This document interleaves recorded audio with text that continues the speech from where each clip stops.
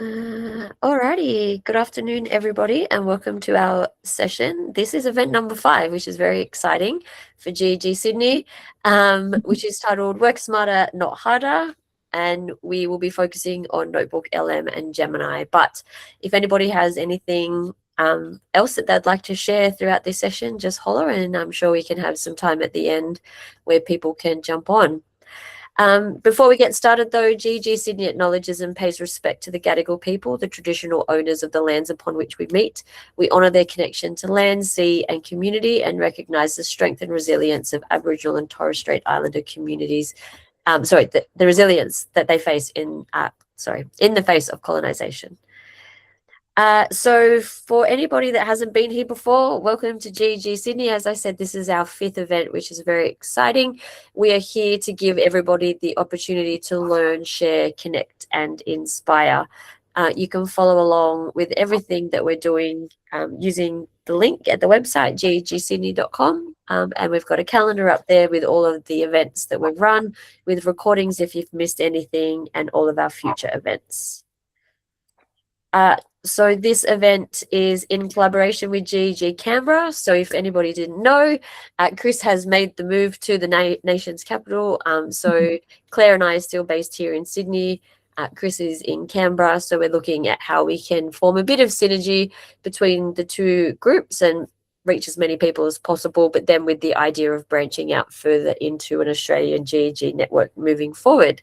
Yeah, we're trying to round up all the GEGs around the country and sort of put them all under an Australian GEG. GEG on steroids.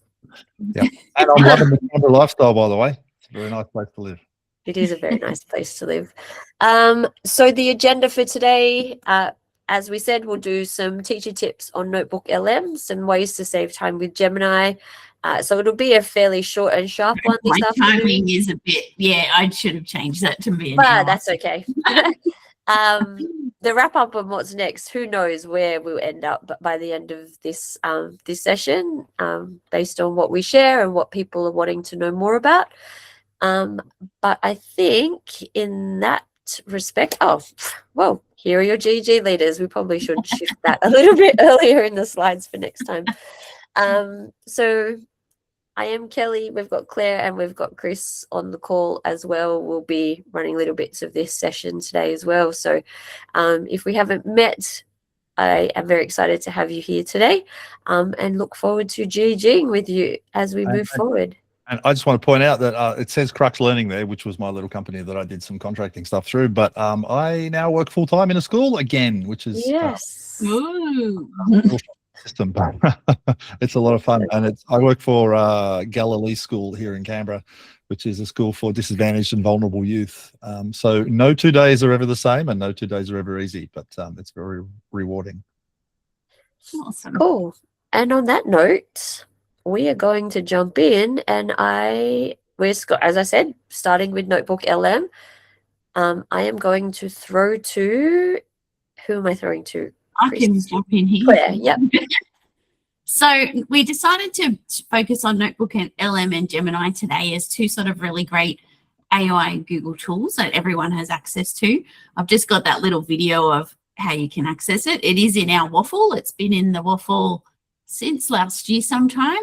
But basically, if you're not using it yet, it's just a private AI engine built on your own data. So you can just upload any of your own documents to NotebookLM, and then it doesn't just chat with you, but it can also create an interactive study guide, a summary, podcast from anything that and it just draws the answers from what you have uploaded. So it is a little bit different than just asking an open sort of like AI in general.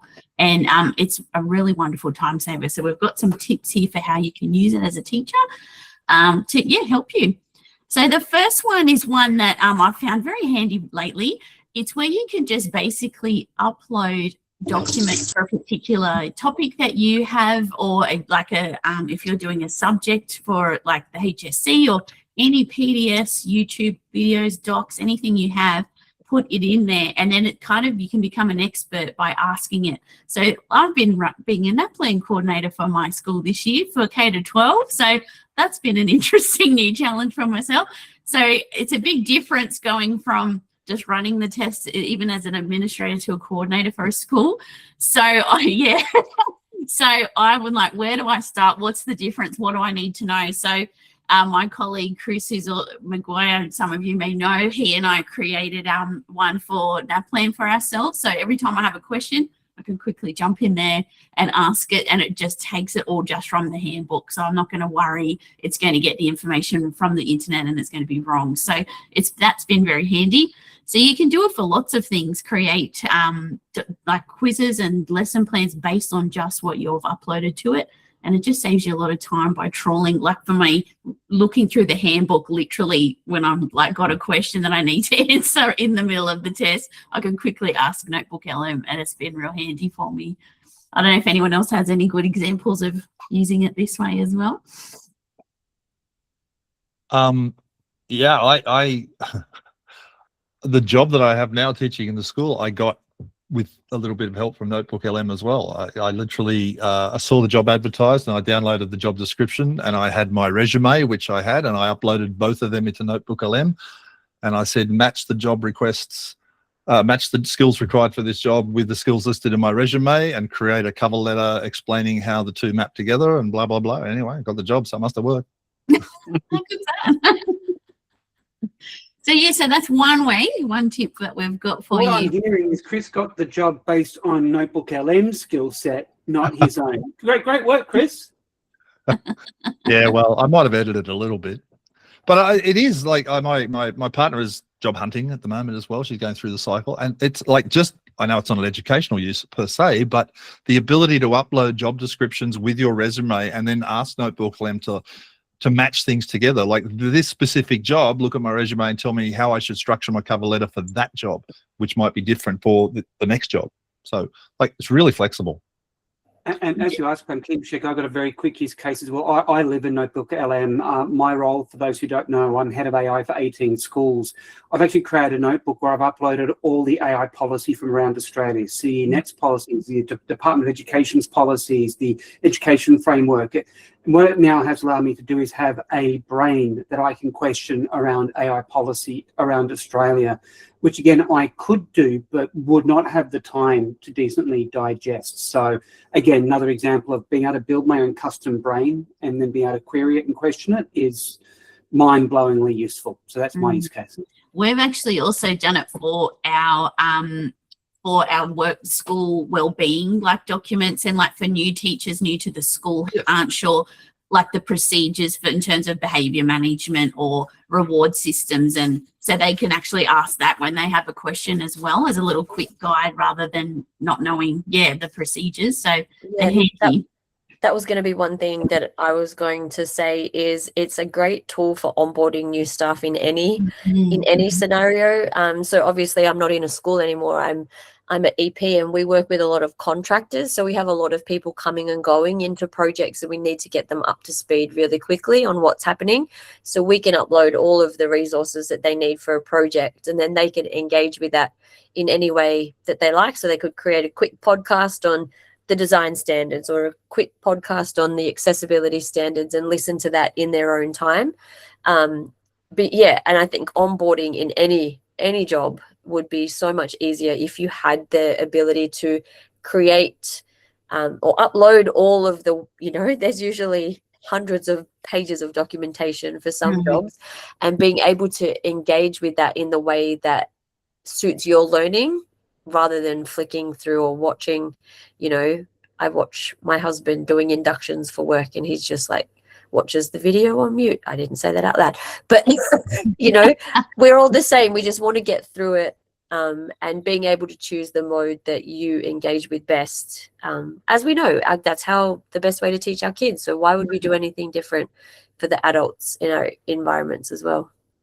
And what's good is you can share, if you've got the same domain, so all the teachers on your system have the same domain, you can share it across to each other. So you only need to make the one and then share that. You can't share it with students though, because they're on a different domain, unfortunately, but you can do it, be creative in other ways. You can share stuff with them. But I think that domain thing might be a uniquely you problem, though, because normally, because you've got the student staff domain, but if everyone's in the same domain, you can then it's fine. work with them and launch it into Classroom as well. There's a thing in Classroom now where you can attach a NotebookLM file as a resource within Google Classroom. And so can I give you an example of that? So I'm teaching the novel The Outsiders at the moment, and I uploaded a whole bunch of stuff into NotebookLM about the characters, and in particular one, like the main character. There was a whole bunch of character analyses that I found online, and I uploaded them all, and then created basically the ability for the students to chat with that character. So instead of like reading about it, they're literally talking to Ponyboy and asking him questions, which he's answering. So like, I thought that was an interesting use. Oh, that's awesome. Well, I've just seen Sharon's asked, is it available outside of your education workspace, like on your personal Gmail account? And I'm pretty sure it is if you go to your wall. And I'm just trying to look on my personal one now. Yes, it's there. So on your personal Gmail, you just got to scroll. It's all the way down the bottom on your waffle. It should be there. Yeah. All right. So what Kelly was saying actually leads into my next one about how you can create an audio overview, like a podcast, but with all your material you've uploaded to NotebookLM. You can then, like I can see, like Linda's walking and listening to us today, so she could be, so you could be listening to anything that you don't have the time to sit and read through a lot of documents. Like, so we made one as a staff. In Parramatta Diocese, we've got a really big push with explicit teaching, and the diocese has put out a lot of documentation with regards to that. They're linking that like schools have to implement a lot of things with regards to this. So rather than trawl through a lot of things, you could make an audio review of it, and you can listen to it as you're commuting or however you like to find the time to do that. Just helps you save some time. And I think you can customize it. It used to be 2 American voices. There's some different accents now, Chris, I'm pretty sure. I don't think you've got much control over the accents of the voice. Or the male or female. You do have now control over how long it is, how much detail you go into, and any specific focus you want to give it as well. So when you go into NotebookLM, and you can see in your screenshot there on the screen, there's a little pencil icon next to it. If any of those in the studio section there on the right-hand side of the screenshot, where you've got audio overview, slide deck, video overview, etc. Anywhere you see the little pencil, thank you very much. Anyway, you see the little pencil icon, click that, and a window will open up and allow you to customize exactly how that tool will output. Yeah, it's really good. And I must say, we've tried the video overview too. Like, we were having a play with our digital learning team at my school and how we can utilize it more in classrooms with teachers. And we looked at for HSC subjects, like uploading, like PDFs of different content that they have to use for, or assignments and stuff. And the video overview was actually quite good. So that we found that was really handy. And then making a quiz based on that. It's just so good. Yeah. The video overviews and even the slide decks that it produces. The slide decks, if you ask it to make a slide deck, so you can give it a bunch of documents. So I'm teaching a new course at the moment that I've never taught before. It's an ACT Board of Senior School Studies course called Connected Learning. And I knew nothing about it. I know nothing about the Board of Studies, Senior Studies, how it works. I just loaded all of that documentation into NotebookLM and basically said, explain how this works. Tell me what are the important things I should know here.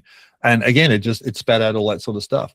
I'm now taking the student assignments that I'm generating and throwing them into NotebookLM, creating the audio overviews for the students so they can sort of unpack that and throwing those into Google Classroom.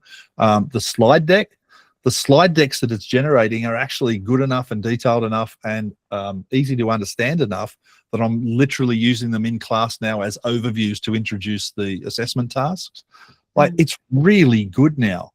And although the slide decks, although they output, if you make one, it's actually a PDF file, which is not ideal. But if you click on the little 3 dots at the top, you can convert it to a PowerPoint, strangely enough. But then you can take that PowerPoint, drop that into Google Drive, and then just convert it to Google Slides in Drive. I'm sure that'll change because I know you can now do slide decks in Gemini, and they do come out as Google slide decks. About that later. So I'm sure this is all just engineering is just dealing with this at the moment. And it's all just going to come out in the wash the way we want it to work. Mm. They've told us that it's quite close. So Yeah. and the editable text in those things as well in those slides is the other step. Yep. Awesome. Oh, this is me. What's this one about? Interactive study guides. Oh, yeah. Well, I guess I've just kind of mentioned that, like taking the student content and just generating all this study stuff for teachers for students. And that little panel you see on the right-hand side there called Studio, and maybe one of you can draw a little box around it or something. Like audio overviews, slide decks, video overviews, mind maps, reports, flashcards, quizzes, infographics, data tables. So again, like when I gave the last assessment task to year 11 and 12 the other day, like not only did I have the written version of the assessment task, but like an infographic at the end that kind of explained the flow of, this is step one and this is what you do next and here are the tools you should use, and just made a beautiful, colorful infographic about it. And like the response from the kids was really positive. Awesome. Audio deep dive. Did we talk about? Oh, this is we talked a bit about customizing the audio overviews, and that little screenshot there. That's what you get when you click the little pencil icon, and you can see there you can do like a deep dive where it goes quite in depth about the topic. Just a brief one, which is normally only like a couple of minutes long. You can fine tune it to be a critique or a debate. The debate is interesting because the two hosts actually argue back and forth between themselves and debate the topic. And that little box down the bottom where it says, what should the AI host focus on? You can literally tell it specifically, this is like things I'd like you to address or talk about. So yeah, it's really flexible now. It's really good. Amazing. And this is just me. One last little bit about LM is Notebook LM is the great thing is with other AI tools that are sort of drawing from all over the internet, they can hallucinate and send you information that's not actually correct. So because LM is 100% grounded in the sources that you upload, it can only ever draw information from the sources that you upload. So you can 100% guarantee that what you're looking for or what you're looking at in the output is going to be relevant to what it is that you're wanting. So just like in a standard report that's being referenced, you'll see the little numbered citations alongside a section of the text. If you click on that, it will then take you to the source where that piece of information was drawn from. So it will also take you to the spot in the document where that information was drawn from as well. So talking about getting students to practice, referencing citations, where you can share that notebook with the students, where you do have the capability of doing that, you can start really scaffolding the idea of research by giving them a whole heap of resources that you're wanting them solely to use for a particular task, and then you can get them to start creating their own notebooks where they are putting in the references that they know that they want to use and be able to use those tools in that particular way. Cool. Can I just throw one little thing in there, Yeah. because Julie mentioned it in the chat, and I think it's a really important point. With the slide deck generation now, as of not so long ago, there's now, when you generate the slides, it used to be that you get what you get, you don't get upset, if I can quote class. And if it wasn't quite what you wanted, you just basically had to have another go at it and cross your fingers and hope it was better the next time. Now, if you open up the slide deck now, there's a little button at the top of each slide that says revise. So if you get you look at the deck and you go, it's almost perfect, but there's one slide that doesn't quite hit the mark, you can click the revise button now and type in how you'd like it to change. Like, don't use this graphic, or focus more on the second bullet point, or whatever, and it will redo just that slide. So I think that's a really cool feature. Love that. Awesome. Cool. All right. Well, we might now jump into ways to save time with Gemini. And since you're wearing your Gemini shirt, Claire, this slide is for you again. Yeah, sure. So, and I noticed, like Sharon, you said, you didn't realize that Notebook LM was separate to Gemini. And I'm on a few teacher Facebook pages, and I remember this question came up that people were like, oh, which one do I use for what thing? And I guess the biggest thing is they are separate. And the thing is to remember, like we said before, Gemini is like, your chat for anything and everything that you can ask to get information and to help you with lots of things, whereas NotebookLM is one that you create yourself with your own things that you upload to it, and then you can customize it that way. So that's sort of like, yeah, comparing the two. I don't like to say it like this, but unfortunately a lot of people know what ChatGPT is and that's their go-to. I say that Gemini is like, yeah, Google's version of that, but Gemini is the way to go because it does so much more. So, and for free as well. So it's basically, you can find it again in your waffle as well. It's just your versatile creative assistant that you can use to draw things from the web to help you. And what's great is, I don't know if you've noticed, and I know in my education domain now, it wasn't for a while, but now we have Gemini integrated into all of those workspace apps, into Gmail, Docs, Sheets, vids, and forms as well. And I think there's other things that's coming into Drive as well. I don't know if I have it in Drive yet, but I think it is there on different levels of access. So yes, it's very handy. I think you'll find only some of those get it is the free uplift. Yes. That the others, if you're seeing it, maybe you've got an AI Pro license. Mm-hmm. Yeah, Mm-hmm. it's coming mainly to like doc slides and sheets. Sorry, Yes. doc slides and forms for schools. Yes, yes. So if you're seeing more, you're very lucky. So one thing that I find, and I must say, look, I used to, went like about a year or two ago, Brisk Teaching was probably one of my go-to AI tools that I really like to use and use a lot for education purposes. But I'm finding now with all of these things, Gemini can do a lot of those things that Brisk does, which is pretty awesome. So it just saves you going from between different platforms. But one thing that I love is that you can differentiate a text very quickly and very easily as a teacher with Gemini. So you can literally, I just uploaded, like I had a link to a news article that I was doing, and then I said, can you do this for, rewrite it for a year 4 reading level or for a year 9 reading level as like an exemplar text, and it did it, yeah, very quickly and very easily. But you could definitely save you a lot of time with different things like that, where you might have in the past had to go elsewhere to complete for yourself. Yeah. Okay, another one that I love that I use a lot, and I'm sure you all have before, when you've got to write one of those very important letters for a newsletter or an email that you've got to write, and you've got to be really careful about how you craft that. So asking Gemini and giving it the tone that you're looking for, like the level, like who your audience might be, what the context of the email has to include, and then it gives you ideas, and then you can just keep refining your response by giving it more information or saying, oh, can you tweak that, or I don't really like that phrase, or that kind of thing. And what I find too is really helpful, then you can export it to Docs and then share it with people if they need to double check that for you, or you can put it straight into Gmail. And when you put it in Docs, you can get it as like an email draft too. And I've done that before. I've gotten like someone higher up to check it for me first. They've edited it and then we've sent it off. So it's definitely helpful rather than starting from scratch on something or searching for an old version of a letter that might have been out there in the past. Yeah. Hey, Claire, can I piggyback on something you just said? Because you used a throwaway phrase there, which was like when you put your query in or when you put your prompt in, and like prompting itself is a bit of a skill. So it's like, oh, yeah, just put your prompt in. But like there is a bit of a skill to putting a prompt in. And someone once said to me that teachers in particular should be really good at using AI because we're really good at two things: explaining things really clearly and giving feedback when things are wrong. Right. And that's really the two things you do with an AI. You try and explain as clearly and as succinctly and accurately as possible what you want it to do. And when it doesn't give you what you want, you give it feedback on how you'd like it to change. And teachers are really good at that, both those skills.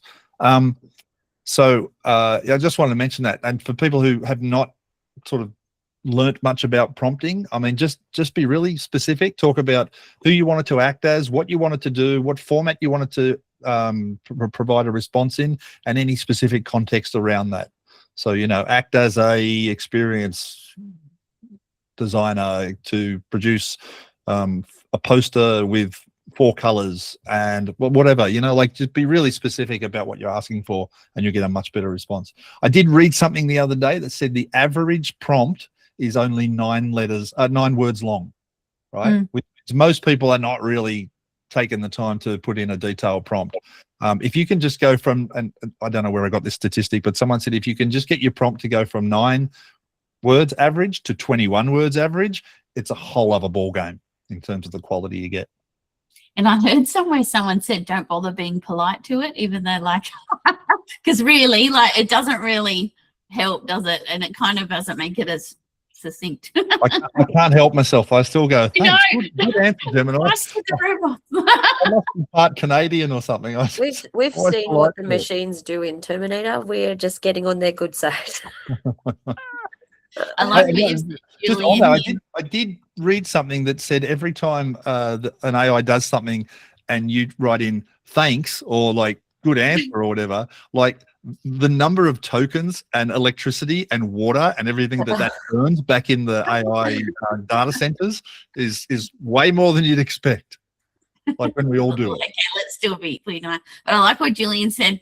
The secret to prompting is talking to Gemini like it's a precocious third grader. So true. Like, yeah, be specific and don't leave room for interpretation. Very good advice there. Love it.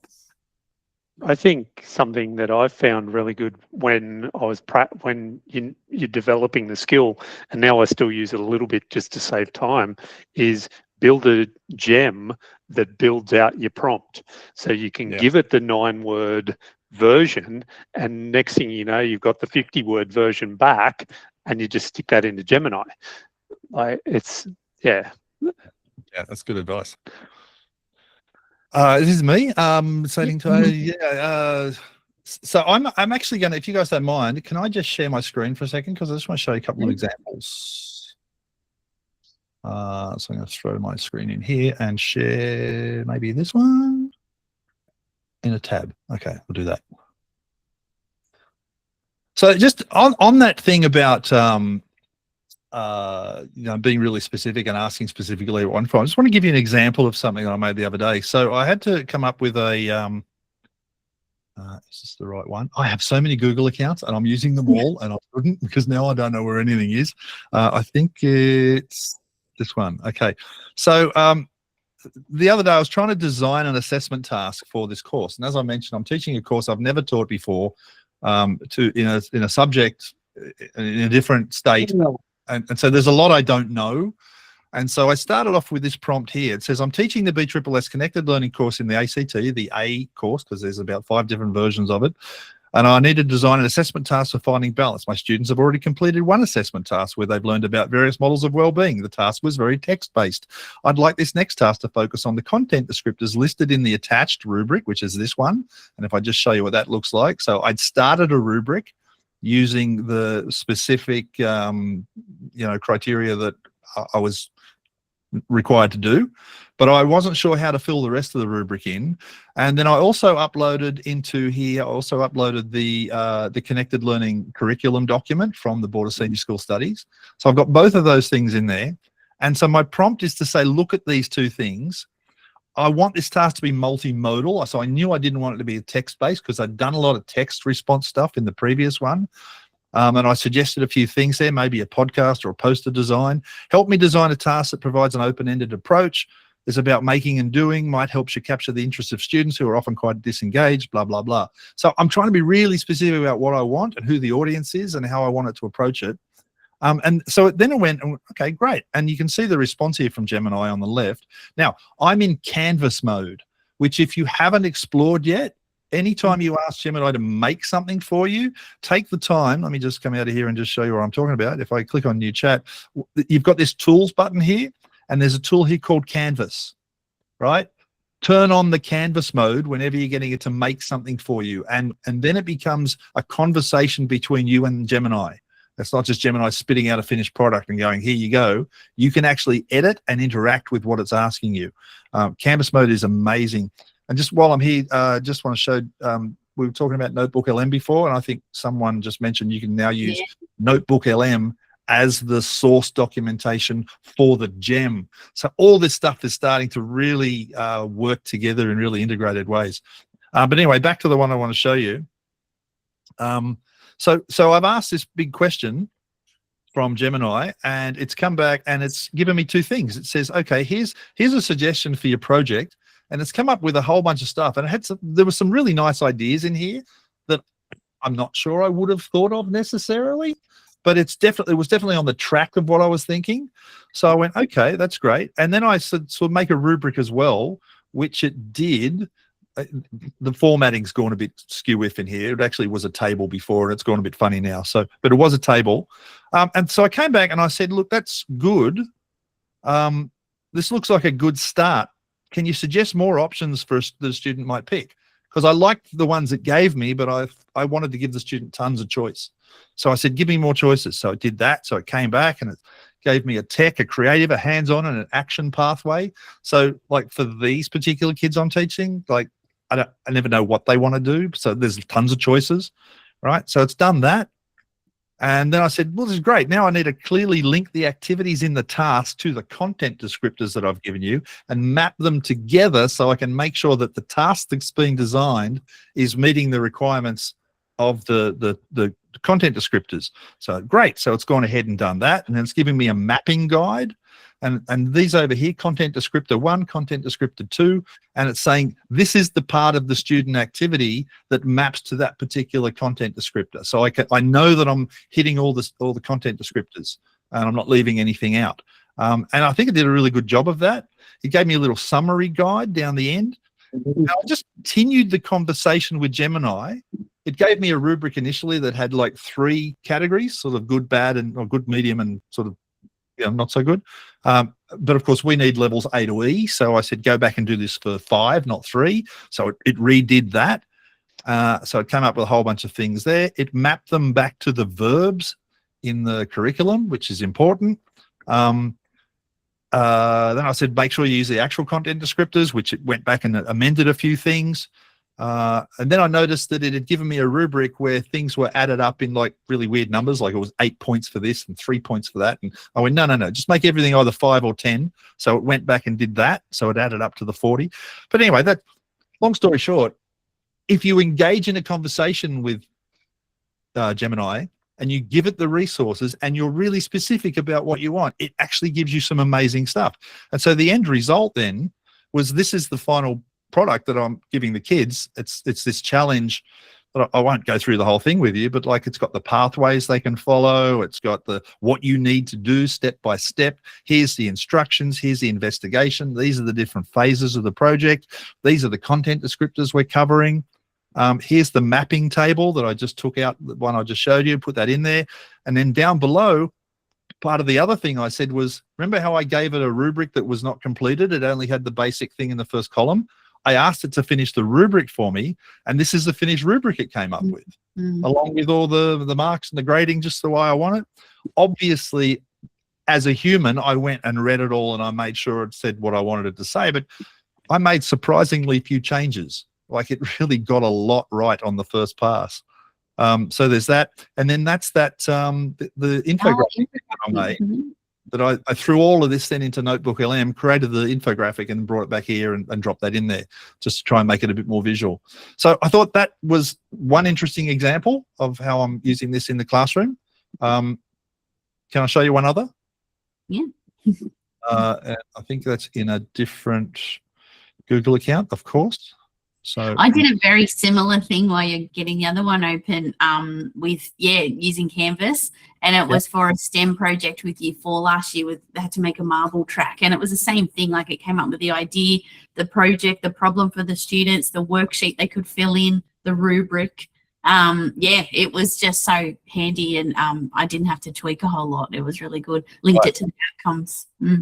And I think, the title we gave this this session today was Work Smarter, Not Harder. I mean, all of that stuff that I just showed you about going from nothing to a finished product with a rubric and the assessment task and everything, 40 minutes. Yeah. That was 40 minutes of a bit of back and forth with the AI. Like, I would have taken weeks to do that, seriously. Because I'm a bit of a perfectionist with some of this stuff. But so there's that. This is the other example I just want to show you. I mentioned I'm teaching a novel called The Outsiders. Some of you may have read it or taught it or learnt it in English. And I hadn't read it before. So I've been leaning into Gemini quite a bit to help me with coming up with ideas about how to teach it. And this is one of the things I did. I said, act as a talented graphic artist Use the following excerpt from the novel The Outsiders to create a graphic novel that tells the story of this excerpt. Include a speech bubble for the dialogue, but don't include any actual text. I want my students to fill it in. And then here's a section from the novel, right? And so what it came up with was this graphic, which is like a scene from the novel that the kids recognize because we've obviously read it and we've even watched bits of the movie.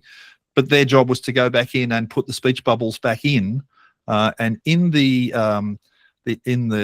this version here, so what I did was I went into Google Slides and I created 3 different scenes from the novel. And if you look in the notes at the bottom, that's actually the scene that we're talking about, the sequence or the excerpt from the novel. And so their job is to, open this up down the bottom, read through it, and then come up here and put the text back in, not necessarily the exact words, but just give me the gist of the story, maybe in your own words without changing the meaning of the story. And I've got a piece of student work here to show you. And it's a bit small to see, but our kids occasionally swear, so sorry, but she's got, oh shit, socias need a haircut, Greaser. Hey, Grease. And we're going to do you a favor. We're going to cut all that long greasy hair off. So they've gone in and sort of put parts of the novel, but also in their own words as well. So it would have taken me forever to try and make those graphics, and I probably couldn't have done a very good job of it. And yet AI spat this out in 30 seconds. So there's another example. All right, sorry, I've talked a lot. I'll hand back over to other people. That's awesome. I'll just share. Take over the slide. Oh, I've got the slides here. I'll just carry on. I think it was this one. Where are we up to? I think I jumped in already. Oh, you did? Okay, all yours. I think we've spoken a fair bit about this kind of stuff already. Yeah, slides in Gemini now. Yeah, so that was probably another thing that I would use Brisk for as well. And now you can do it in Gemini with Canvas. You just ask it. And what's great is you can export it. You've got that option over there to export it straight to Google Slides as well, which is really awesome. And I don't know if you've noticed. Don't miss the step to turn on Canvas, because if you try this, if you take that prompt or create a presentation on the water cycle and you forget to turn on Canvas, it'll just give you a written description of what the slides would look like. Yeah. Or what to put in each slide. Yeah. So if you do that by accident, go back, make a new chat, click Canvas. Then but have you noticed too, if you're not happy with how it looks now in slides, you had that little beautify this slide with the banana and and you can click on it and make it a little different, or you can customize it a bit more. So it's really cool. Yeah. Awesome. So somebody did ask about infographics. So infographics you can do with the Nano Banana Pro. So it's at the bottom as well. When you start a chat with Gemini, it's in those tools. You can create an image which uses Nano Banana, but you can also use it in slides as well. So depending if you're wanting an infographic to pop straight into slides or an infographic to stand on its own, I'm just going to share, if anybody that knows me knows I love my rugby league. And I work with the Tigers on a few fan engagement things. And recently they sent us last year's member engagement survey and asked us to do some data analysis on it. And this was this massive spreadsheet. So the first thing I did was fed it into Gemini and said, show me the key themes, what are some things that the club are going to be interested in. And then when I got that, I then used Nano Banana to turn them into graphics.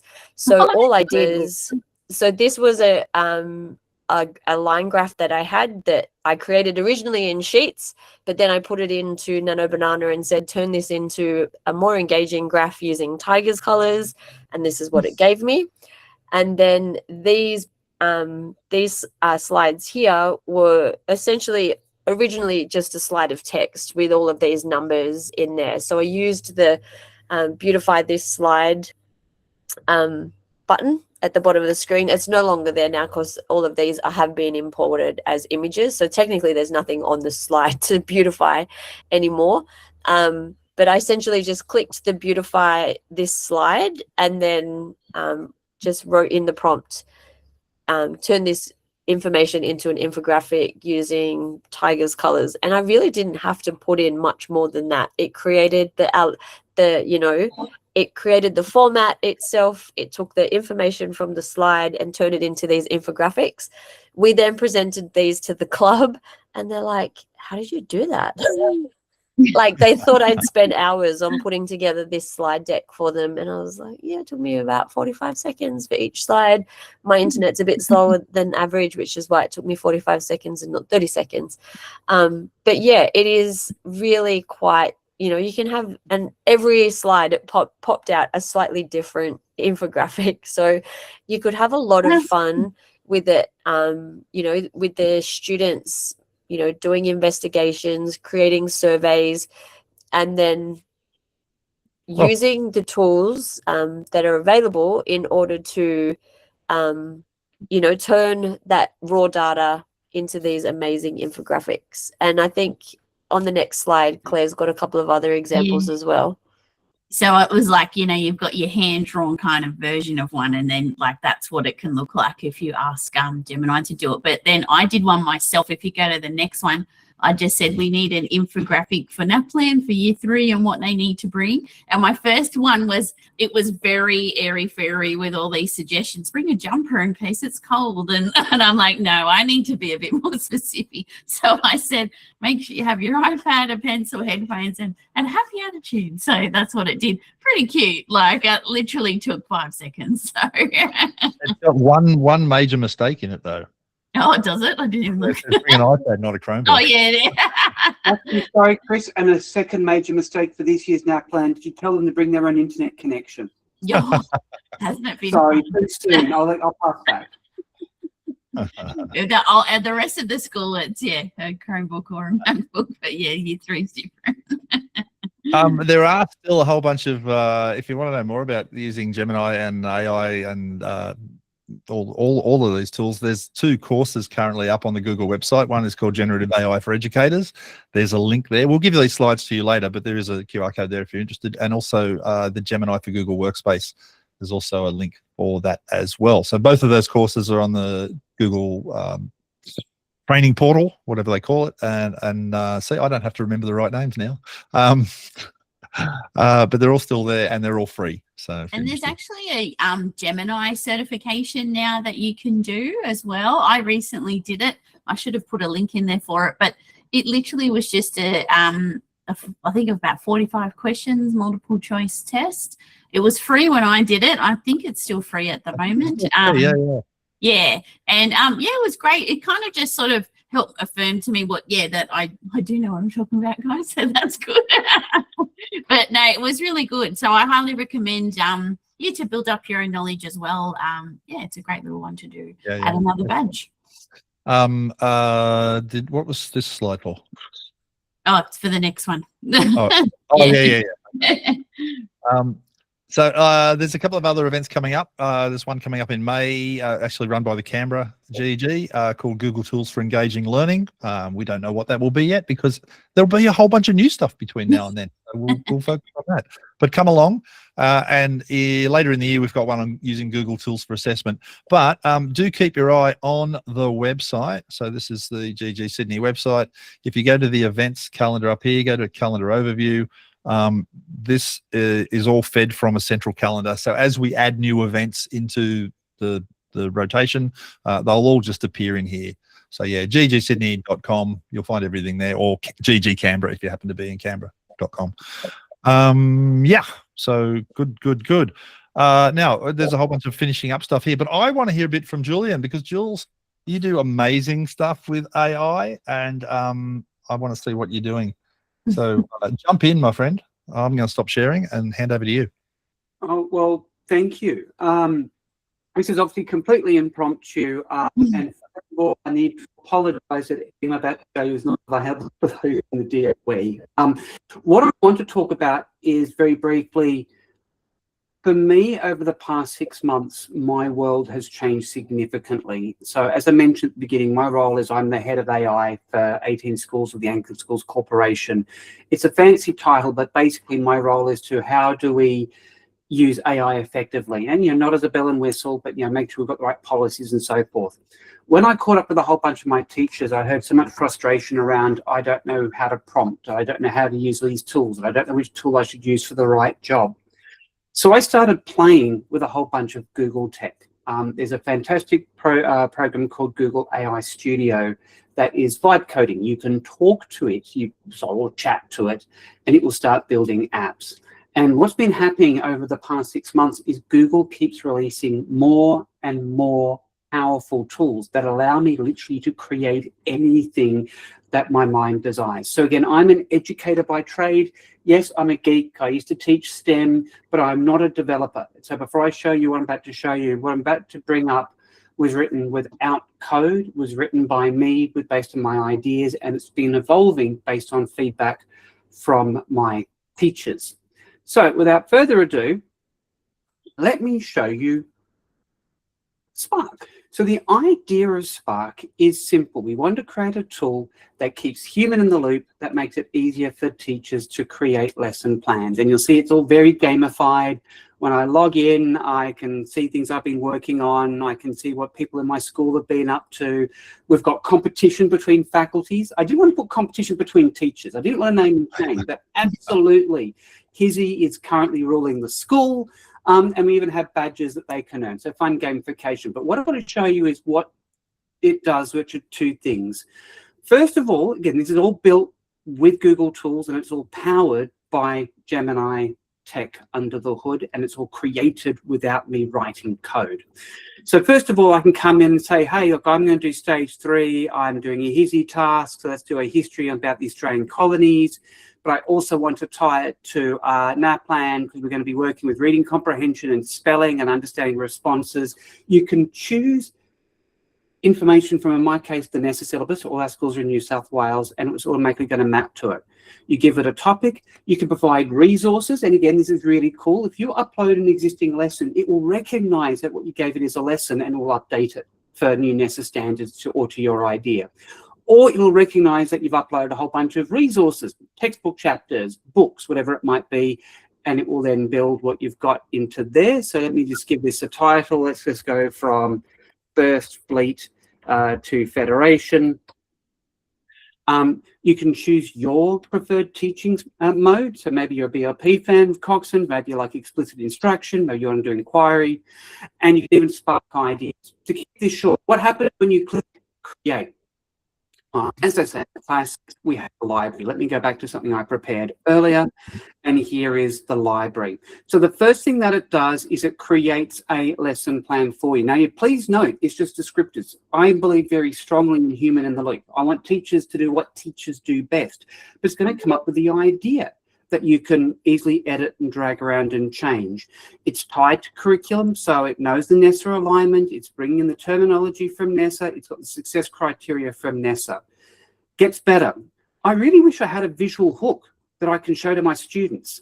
So one click, this is using Nano Banana to create a visual hook, and you can choose different styles, and it will automatically create a poster in that style. Now, a visual hook is what are we going to learn and how will you apply it? And you can put this as a poster in the classroom or on the slides or on your smart board, whatever it is you want to do. It will automatically come up with differentiation strategies for you for high potential, support need, and ELD. Again, bring up the time for you to build the resources. It's not building for you, but it's helping. And having looked at NotebookLM and going, I love all of that, well, I can use all that tech myself.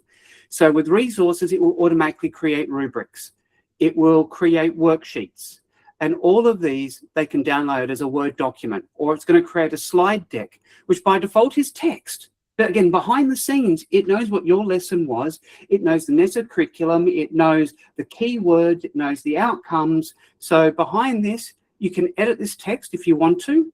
But when you're finished, you go generate visual, which is what NotebookLM does, and it will take your text and automatically turn it into a nice visual thing that, unlike NotebookLM, they can download as a PowerPoint and then continue editing in PowerPoint.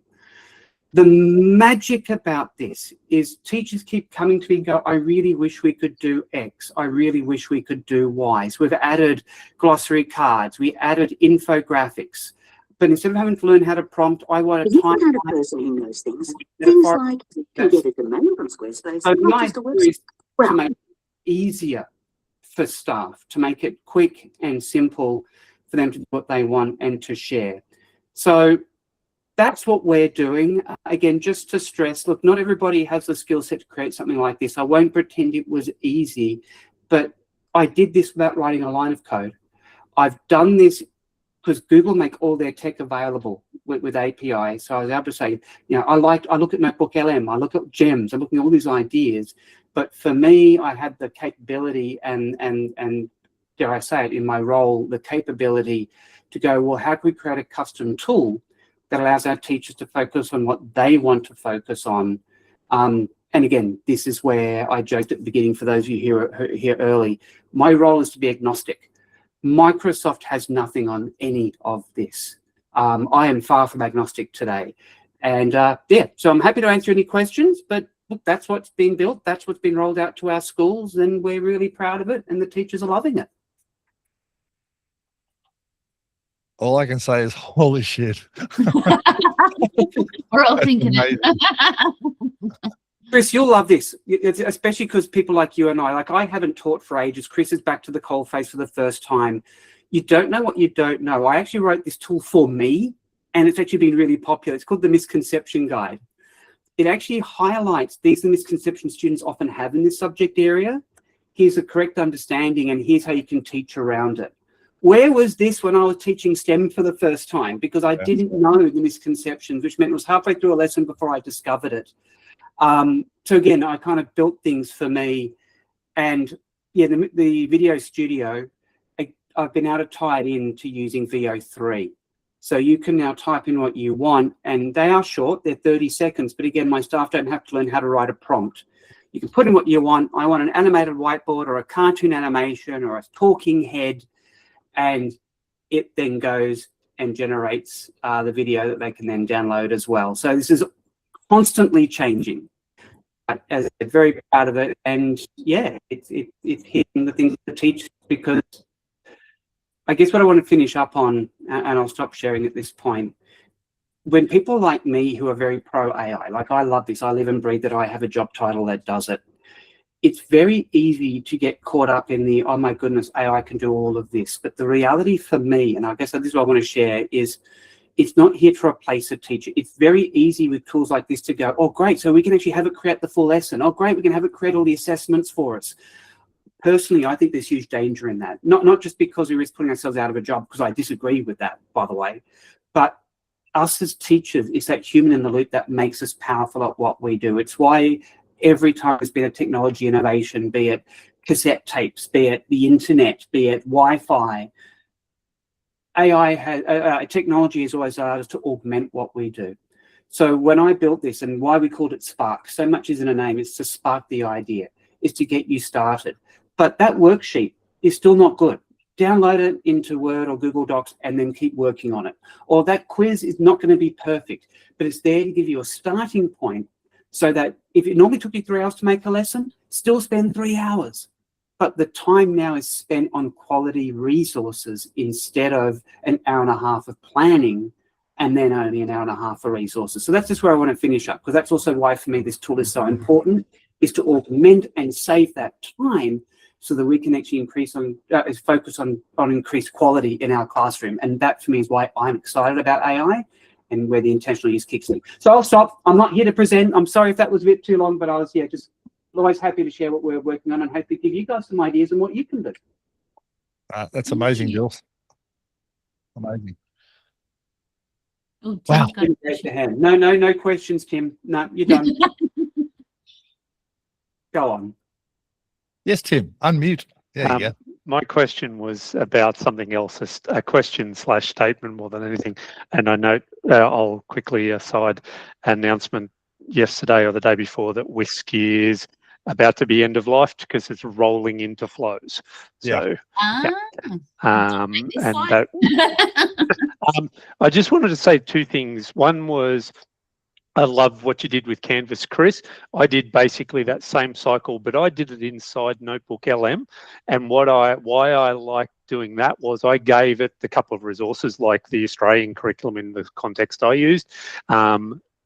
documents that I wanted. And then as I built things with Studio, I was happy with them, I was able to then take them back and make them part of the resource set. So then I could keep building with that. So it was that cyclic operation that was really cool. The one other comment I've got on NotebookLM, which I truly love, but so many people don't understand this because they're used to living in Google land, NotebookLM does not update your sources. So if you go off and play with a document, it doesn't pull that update in until you tell it to. So it offloads or sideloads a copy of your document at that moment in time. So you've got to update and refresh those source documents if you change it. There is a little button at the top though now that says go and get this version. Exactly. Yeah. So if you bring in a Google Doc, you can go and grab the latest version, but it doesn't by default do it. Yeah. Good catch. Anyway, so that, guys, 5:59. Look, we're right on time. So like I said, we're throwing all the upcoming events on the GEG website or sites.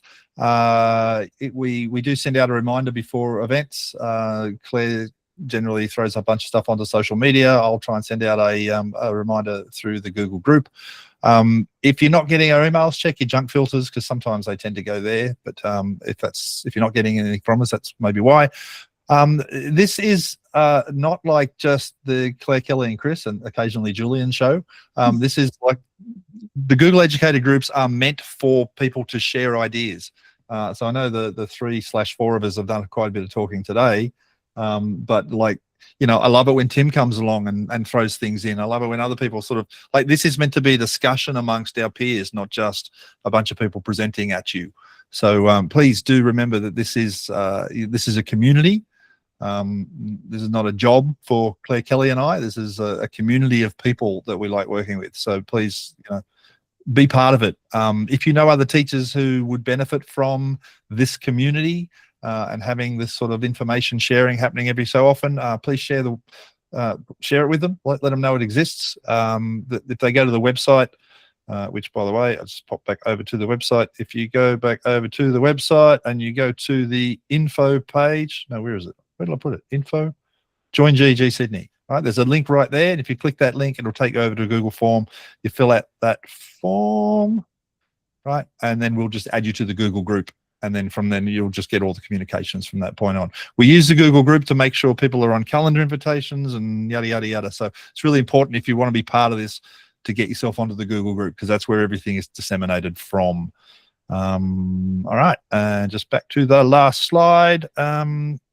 Yeah, so yeah, please follow us on all the different. We don't have that many following us on Facebook, so please follow us on there as well as Instagram and LinkedIn and things like that. And when we have videos, we'll share them through YouTube. Sometimes I make little reels on TikTok.